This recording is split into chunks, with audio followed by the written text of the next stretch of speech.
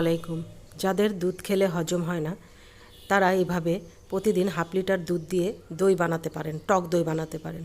আজকে আমি সেই টেকনিকটা দেখাচ্ছি 1 মিনিটে কিভাবে দই বানানো যায়।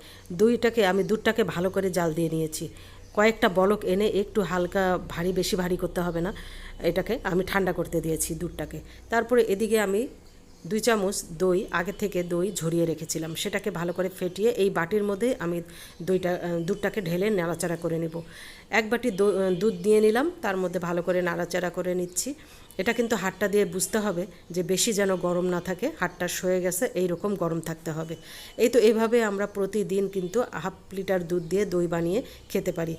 এই সময় মানে দইটা গরমের দিনে তাড়াতাড়ি জমে যাবে। 4-5 ঘন্টায় দই জমে গেছে। সকালের দিকে দই করে রাখলে এই তো সন্ধ্যা হতে হতেই দই শেষ, তার আগে বিকালেই দইটা জমে যাবে। কত সুন্দর দইটা জমে গেছে আমার, দেখুন একদম ক্রিমের মতো হয়ে গেছে।